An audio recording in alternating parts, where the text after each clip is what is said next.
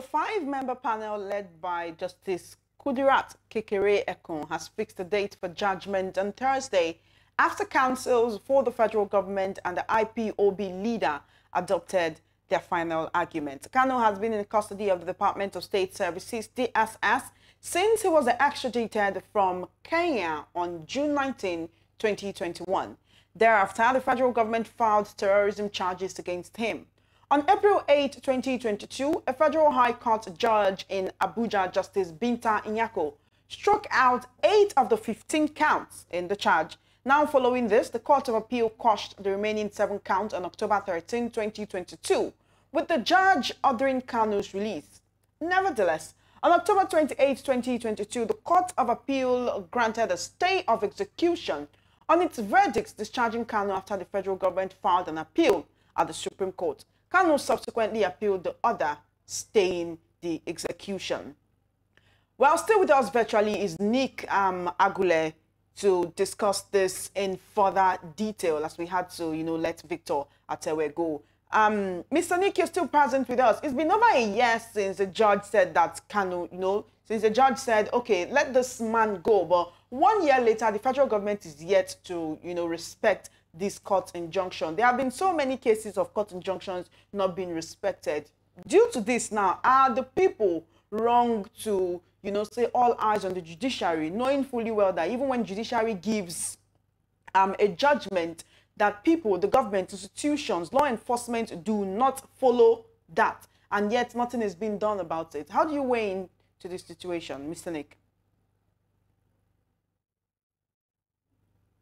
Mr. Okay, Nick so, Agule. Yes, can you hear me? Yes, we can. Please go right ahead. Okay, fine.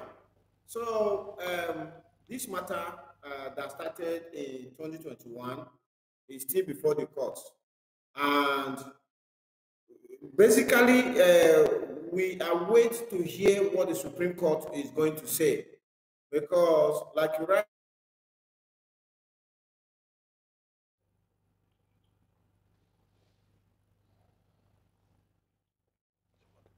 Okay, we seem to be having quite a network glitch right there, but we expect that will be cleared soon, and Nick Agule will be rejoining us so we can discuss this issue in detail. But then before that happens, Moses, I'd like to ask a question. What do you think is responsible for this spate of, I don't know if I should call it disrespect for the judiciary that we have in our systems right now?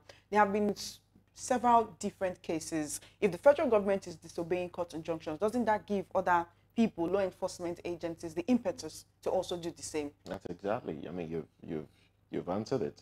The government, the executive arm of government, and government in general have not they seem to have developed a disregard for the judiciary. We make the laws, but we don't uphold it, and people do what pleases them. Oh, well, we have Nick rejoining us. You can just, throw your question at him again. Well, then, thank you for rejoining us, Mr. Nick Agule. Yes, thank you very much. Can you hear me? Yes, we can. Please go right ahead with your response to the question. Okay, so my response to the question is that what is playing out in the courts as regards Nnamdi Kanu's case is the right thing to do. I mean, we have to be a country of laws. We have to run Nigeria with the law. Because if we don't run the country with the law, regardless of our effort, regardless of what our leaders think they are doing, Nigeria is not going to attain the height that we all expect to see. And I always make the point that our young people that are jackpying from Nigeria, they are actually not jackpying from a bad country to a better country, because most of the countries that they are jackpying to are worse than Nigeria in terms of climate, in terms of weather, in terms of opportunities, in terms of all those kind of things. But you see, they are jackpying to countries that are being run with the law. Because when you run a country with the law, everybody enjoys life in that country, regardless of the the endowment or physical attributes of that country. So this is okay to go. And now what has happened here is that Mr. Kanu was arraigned at the Federal High Court. And the Federal High Court quashed 8 of the charges, like you already said. At the appeal court also quashed the remaining 7 of the 15 charges. At that point, Mr. Kanu should have been released. But the government filed an appeal at the Supreme Court. And they asked for a stay of execution. Now, the stay of execution is what the judge... Yes.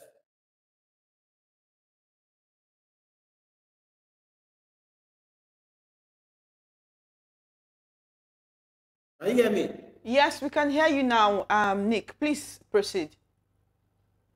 Okay, sorry about that. I think Moses made the right point that if I'm out there in the UK, the connectivity is always very sharp and stable. I'm speaking to you here in Makodi in Benue State, and you can see that we're having these challenges. And this is why we say, when our leaders are junketing around the world looking for investors, without putting your house in order, how would you expect investors to come? Nigeria doesn't even have a broadband system that is all-encompassing, that every household has stable electricity, stable telecoms, so that you can conduct business without interruption. I mean, these are basic things that are taken for granted elsewhere, and I don't know why they are big things here. Anyway, that's a side point. So coming back to the Nnamdi Kanu case, what we are witnessing here is that the Supreme Court is set to deliver judgment on the appeal that was filed by the federal government. So far, it has been 2-0 in favor of Mr. Nnamdi Kanu at both the Federal High Court and the Appeal Court. So we wait with bated breath again to see what the Supreme Court is going to come up with as they are set to deliver this judgment. Thank you, Mr. Nick. Now, one thing I want to ask is this. How can, the courts ensure that their rulings are followed? Because this is the highest office in the land when it comes to the judiciary, right? The court they call it the hope of the common man, the last resort of the common man. Now, when the common man drags the uncommon man to court, and then the court gives a ruling in favor of the common man, and the uncommon man refuses to follow this ruling just because he can, or for other reasons as well, or keep looking for points where he can keep the common man behind bars. What can the judiciary do to make sure that their rulings, that court rulings, are followed by the necessary, people, entities, agencies, agents, institutions, and the federal government in this case? Unfortunately, and this is very bad news, but I must say it, that there is nothing the court can do if their rulings are not being implemented. In a democracy like the one we practice, there are 3 arms of government. The legislature makes the laws. The executive implements the laws, while the judiciary adjudicates on the laws if there are disputes. Now, when the court delivers judgment, it is not in the realm of the court to enforce the judgment.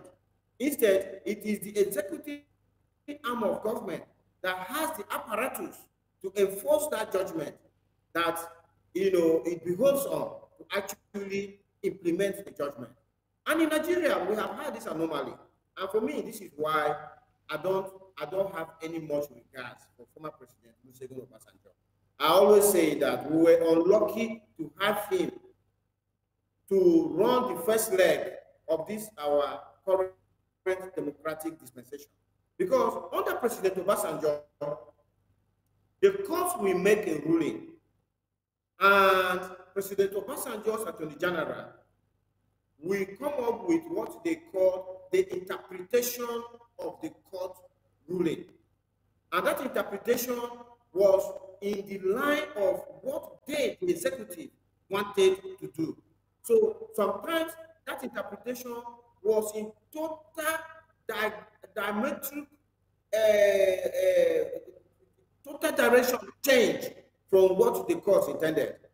And that started this whole process of the executive either ignoring court rulings or running roughshod on them. And if this doesn't stop, if we don't arrest this situation, whereby the court's ruling must be respected with sanctity, I don't think we're going to see any headway in this Nigeria. Come on, let us look at the recent example. In a recent example of this President Tinubu's certificate gate, the court made a ruling that his documents must be released by the institution, that's Chicago State University. And before the time expired of that ruling, Chicago State University released the document. There was no need for the governor of the state or the president of America or the attorney general of the state in Chicago or the attorney general of America to come up with interpretation or seek to stop or manipulate that judgment. You know, so if we are not ready for democracy in Nigeria, there's absolutely no way we are going to enjoy the dividends of democracy. And of course, this is just to tell the executive arm of government that whether they like the rulings of courts or not, whether the rulings of courts are for them or against them, they have the duty as sworn to the Constitution when they took office to enforce the rulings of courts. If they cannot enforce those rulings, then let them go on appeal for those rulings. Anything outside that, we're never going to see a Nigeria of our dreams. All right. Now, as it stands now, Nick, do you think there are specific arguments that can be brought up now as Nnamdi Kanu goes to court again? Do you think there are specific arguments or evidence that can be brought up, to support him, to support his case? And how do you see this play out again? You might have to repeat a few things like you said, but I hope not. But from what we have now, and from what we've seen in the past, do you think there's anything new, really? So I'm not a lawyer. I have to put that up front. And so I'm not a professional to say whether there are any more specific arguments or evidence that can be tendered before court. But as a public affairs analyst, now that the Supreme Court has reserved a date for the judgment, I think the Supreme Court has taken all the arguments. They have taken all the evidence. They have heard witness statements and the cross-examination of witnesses. And the Supreme Court now believes that after reviewing all that is before them, they are now ready to deliver judgment. And so the only thing we are waiting for now will be judgment. And so I don't think the Supreme Court is going to be open to accepting any more arguments or any other evidence that will be before them, before judgment day. Well, the Court of Public Opinion clamored for the release of Nnamdi Kanu, as that would be what would stop the unrest in the southeast. Even though some have said, look, what's going on in the southeast is politically motivated and imported. But do you foresee a situation whereby, if we are not preempting the courts now, but if the court issues another release, because I mean he's been asked to be released before now, but if that is done again and the government goes ahead to obey the ruling of the courts this time around, and the man is released, do you see a situation whereby the unrest in the southeast will come to an end?